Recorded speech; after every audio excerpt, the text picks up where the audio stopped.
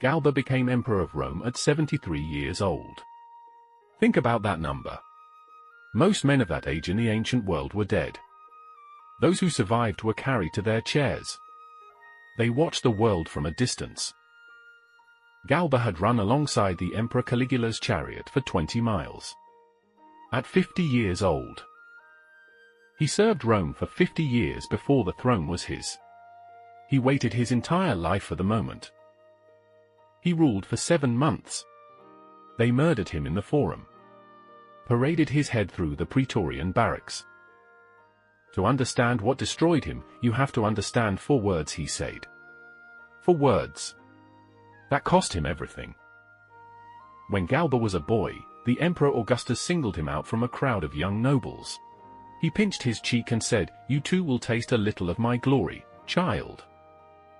Tiberius was standing nearby. He heard it.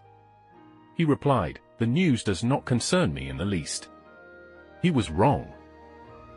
Galba spent the next 70 years proving it. Praetor. Consul. Commander of the Upper German legions. Governor of Africa. Governor of Spain. Every posting he was the same man.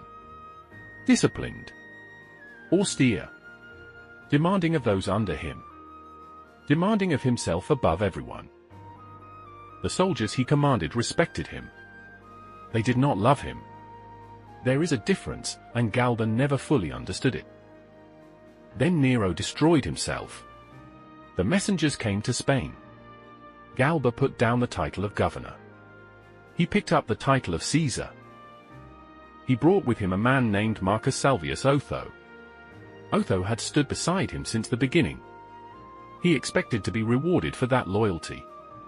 That expectation would end everything. Galba entered Rome in October of 68 AD. The city was exhausted. Nero had spent it dry. The treasury was empty and the army was restless. Galba had a plan. Restore discipline. Restore the finances. Be the emperor Rome needed. The Praetorian Guard were waiting for their donative. It had always been done. Every emperor understood the transaction. The Guard had been promised this payment when Galba's name was first raised. Galba refused. He said 4 words that Tacitus recorded and Rome never forgot. "I choose my soldiers. I do not buy them." Tacitus wrote the verdict himself. Noble words for the Commonwealth. Fraught with peril for himself. He was right about the principle. The problem was, he was the only man in Rome who believed the principle still mattered more than the transaction. The soldiers had spent 14 years under Nero, who paid whatever it took to keep loyalty. They expected the change of emperor to come with compensation. It did not. A principled man. Surrounded entirely by pragmatists. He was right about everything. Except how the world actually works. Was he right? Or did he sign his own death warrant the moment he said it? Comment below. Before we reach the betrayal, here is what history buries about Galba. He was good at this. He recovered 90% of everything Nero had given away. He stopped the spending. The Senate respected him. The old Roman families saw in Galba a man who understood what Rome was supposed to be. He was not charming. He was not popular. He governed. Tacitus wrote the sentence that has followed Galba across 2,000 years.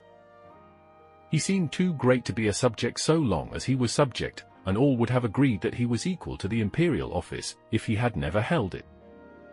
The best emperor Rome never had. Then came the adoption. That was the end. On the 1st of January, 69 AD, the Rhine legions refused to swear loyalty to Galba. They toppled his statues. On the 2nd of January, they proclaimed Vitellius emperor. Galba needed to name an heir. He had one obvious choice. Marcus Salvius Otho. The man who had marched from Spain to Rome at his side. Who had waited and served and earned the right. Galba chose Lucius Calpurnius Piso. A young Roman nobleman of ancient family. No military record. No following in the army. No connection to the Praetorian Guard. Galba chose him because he was virtuous. Virtue, once again, was not enough. Piso was announced on January the 10th. Galba was dead 5 days later. Was that the moment Rome lost Galba? Yes or no? Comment below. Otho walked out of the ceremony. He walked directly to the Praetorian barracks. 23 soldiers. A great deal of money. And a grievance Galba had personally handed him. Here is the detail about Galba's downfall that nobody puts in the history books. He did not fall simply because he was too principled. He fell because he surrounded himself with men who destroyed what little goodwill remained while he looked the other way. His inner circle was 3 men. Titus Vinius, Cornelius Laco, and Icelus, a freedman, once Nero's personal favorite. Tacitus called Vinius the most worthless of men. Laco the most spiritless. They sold offices, took bribes, made enemies of the Senate, the army, and the people. Galba trusted them. Nobody else did. He was not just rigid. He was badly advised. 3 men sold Rome around him while he prayed to gods of an empire that was already gone. Meanwhile, Otho was in the Praetorian barracks with 23 soldiers and one offer: I will pay you what Galba refused to. 23 became 400. By the morning of January the 15th, the entire guard had changed sides. Suetonius, Galba in total ignorance continued to importune the gods of an empire that had already ceased to be his. Who destroyed Galba, Otho or himself? Comment below. On the morning of January the 15th, Galba was performing sacrifices in the palace. He did not know. His augur stopped the ceremony. The omens were terrible. Galba continued. By the time word reached him, Otho had already been carried to the Praetorian camp. The guard had already hailed him emperor. Galba suffered from severe gout. Hands so crippled he could not hold a sword. Feet so swollen he could not wear shoes. He was carried into the Roman Forum in a litter. The most powerful man in the world. Being carried toward his own assassination. When the soldiers came, he tried to reason with them. When reason failed, he tried to bribe them. With the money he had refused to pay as a principal. His last words: "What are you doing, comrades? I am yours and you are mine." The same argument he had refused to make when it might have saved him. Too late. By 7 months. The soldiers did not stop.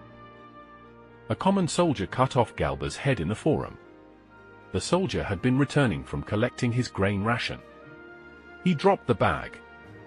He picked up his sword. Galba was completely bald. There was no hair to grip. The soldier thrust his thumb into the mouth and carried it that way through the camp to Otho. They set it on a lance. Paraded it through the Praetorian barracks. Crying, "Galba, thou Cupid, exult in thy vigor."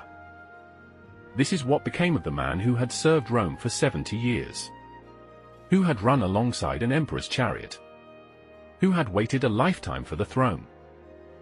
Destroyed by his principles. Or by his enemies. Are those the same thing? Comment below. Galba lay in the Forum. Just as he had fallen. Nobody came. His steward, a private slave, not a senator or a soldier, eventually buried him in the gardens of his private estate. Here is what history gets wrong about Galba. He was not destroyed by his enemies. He was not destroyed by Otho's conspiracy.